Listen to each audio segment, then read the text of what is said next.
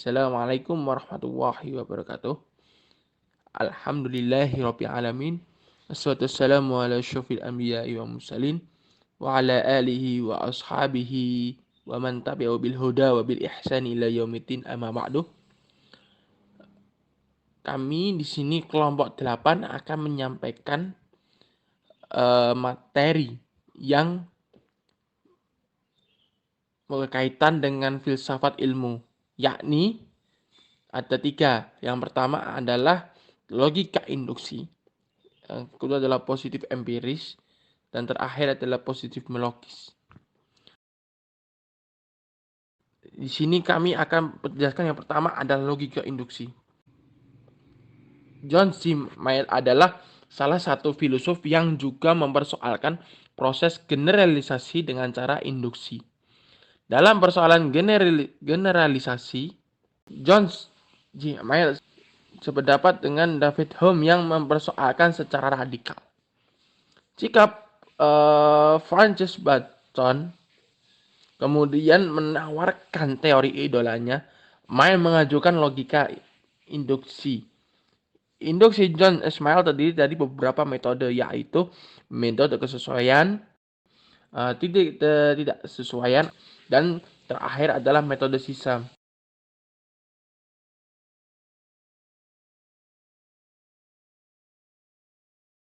Kata cara induksi.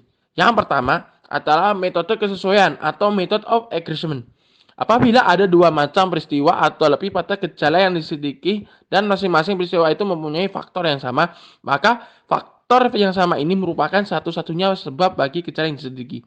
Contohnya adalah semua anak yang sakit perut membeli dan minum es sirup yang dijajakan di sekolah. Maka es sirup itu yang menjadi sebab sakit perutnya mereka. Artinya, suatu sebab ditemukan dari adanya kecocokan pada sumber kejadian.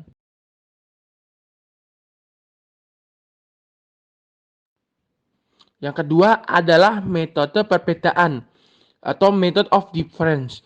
Apabila ada sebuah peristiwa mengandung gejala yang faktor-faktornya sama kecuali satu, yang mana faktor yang satu ini terdapat pada peristiwa pertama, maka itulah satu-satunya faktor yang menyebabkan peristiwa itu berbeda. Contohnya adalah si A yang sakit perut mengatakan telah makan sop buntut, nasi, rendang, dan buah dari kaleng. Sedangkan yang B yang tidak sakit perut mengatakan bahwa ia telah makan sop buntut, nasi, dan rendang. Maka kemudian disimpulkan bahwa buah dari kaleng yang menyebabkan sakit perut. Ini artinya suatu sebab yang disimpulkan dari adanya kelainan peristiwa yang terjadi.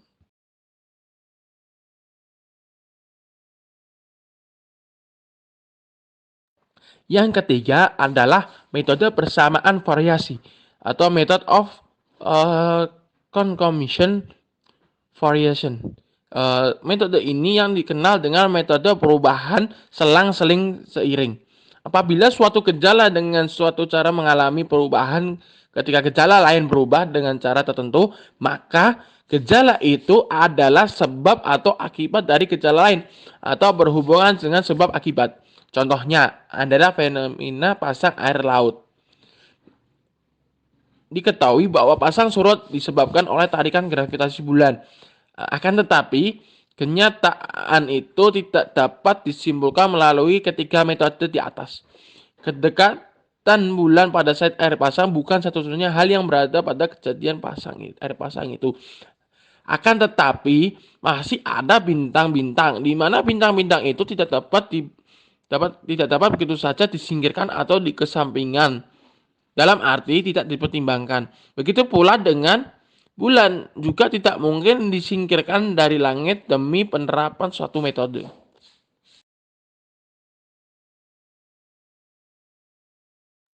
Yang keempat adalah metode menyisakan atau method of residues.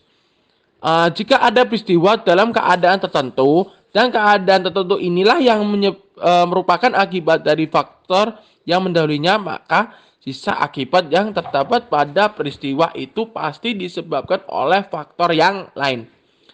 Ciri metode menyisakan dapat dikatakan deduktif karena bertumpu kuat pada hukum-hukum kasual yang sudah terbukti sebelumnya. Akan tetapi, kendati kemudian premis-premis yang berupa hukum-hukum kasual. Kesimpulannya dapat dicari melalui metode menyisakan sifatnya hanya probable yang tidak dapat dideduksikan secara sah dan dari premis-premisnya.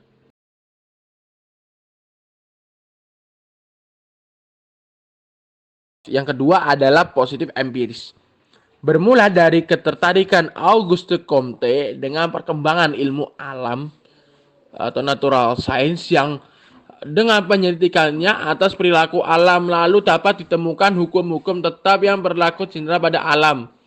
Comte kemudian menyatakan copy paste metodologi ilmu alam untuk digunakan menyelidiki perilaku sosial dengan begitu, menurut keyakinan Comte, akan dapat ditemukan hukum tetap yang berlaku general pada masyarakat.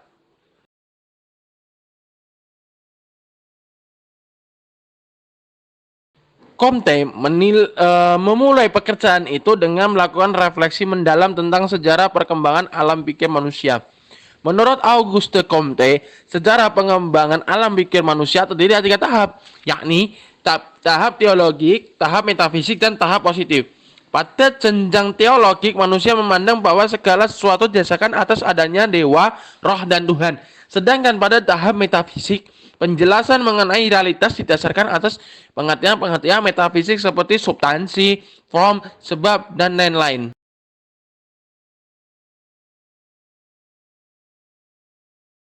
Akhirnya, Comte sampai pada kesimpulan bahwa sejarah pengembangan pemikiran manusia telah sampai pada babak terakhir, yaitu babak positif, dan telah jatuh meninggalkan peradaban metafisika, apalagi meteologi. Comte menyatakan, saat ini manusia memasuki peradaban positif. Ia membuat norma-norma ilmiah yang kemudian disebut dengan meteologi ilmiah itu. Isu utama yang dibawa positifme memang persoalan metodologi yang dapat dikatakan sebagai titik berat refleksi filsafatnya. Maka dengan fakta positif empiris dan yang digali dengan menggunakan sarana metodologi ilmiah yang dapat dipercaya dan dipertanggungjawabkan.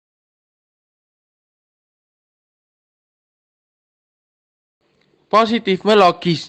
Kaum positifme logis memusatkan diri pada bahasa dan makna. Mereka mengklaim bahwa kekacauan kaum idealis dengan berbagai pendekatan metafisika yang digunakan dalam melihat realitas adalah karena bahasa yang mereka pakai secara esensial tanpa makna. Verifikasi dalam ilmu bukanlah pernyataan tunggal, akan tetapi termasuk sistem dan subsistem pernyataan tersebut. Prinsip verifikasi dan konfirmasi menyatakan bahwa proposisi adalah bermakna jika ia dapat diuji dengan pengalaman dan dapat diverifikasi dengan pengamatan atau observasi. Pepper melihat beberapa kelemahan prinsip verifikasi lingkaran bina. Antara lain, pertama, prinsip verifikasi tidak pernah mungkin digunakan dalam menyatakan kebenaran hukum-hukum umum. Hukum-hukum umum dalam ilmu pengetahuan tidak pernah diverifikasi karena seperti halnya metafisika harus diakui seluruh ilmu pengetahuan alam yang sebagian besar dari hukum-hukum umum adalah tidak bermakna. Yang kedua adalah berdasarkan prinsip verifikasi. Metafisika disebut tidak bermakna, tetapi dalam sejarah dapat disaksikan bahwa acap kali ilmu pengetahuan umum lahir dari pandangan-pandangan metafisis atau bahkan mistis tentang dunia. Yang ketiga, untuk menyelidiki bermakna tidaklah suatu ungkapan atau teori. Terlebih dahulu harus bisa dimengerti. Sehingga yang terjadi persoalan bagaimana kita bisa dimengerti jika tidak bermakna. Lantas, apa yang disebut teori? Nah, ada kiranya atas dasar ini Popper selanjutnya mengajukan prinsip falsifikasi sebagai ciri utama teori ilmiah. Menurut Popper, jika sebuah proposisi ataupun teori empiris harus dilihat potensi kesalahannya dulu. Sejarah menunjukkan selama suatu teori bisa bertahan dalam upaya falsifikasi, selama itu teori tersebut tetap kokoh. walaupun itu ciri kesementaraannya tetap tidak akan hilang. Dan ini terakhir adalah positifmologis atau falsifikasi. Dalam kaitannya dengan problem filsafat ilmu, pemikiran Popper ada beberapa penulis yang dikelompokkan dalam 3 tema, yaitu persoalan induksi, persoalan demarkasi, dan persoalan dunia ketiga. Ia memang tidak sependapat dengan keyakinan tradisional tentang induksi dan menyatakan bahwa tidak ada contoh-contoh khusus yang menjamin prinsip universal. Demikian juga soal verifikasi, sebagaimana diyakini lingkaran Mina. Bagi dia, falsifikasi atau juga yang disebut falsifialitas adalah batas pemisah atau demarkasi yang tepat antara ilmu dengan non-ilmu. Gagasan Popper tentang hakikat prosedur ilmiah dikembangkan dalam Logic of Scientific Discovery.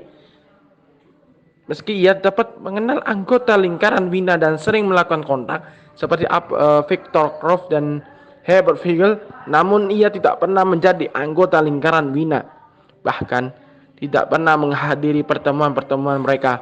Popper sendiri menyebut dirinya sebagai kritikus yang sangat tajam terhadap kelompok Wiener. Ini saja yang bisa kami sampaikan. Jikalau dalam presentasi kami jika banyak kesalahan materi maupun kata-kata, kami dari kelompok 8 memohon maaf. Jazakumullah khair husni khtimam minkum. Wassalamualaikum warahmatullahi wabarakatuh.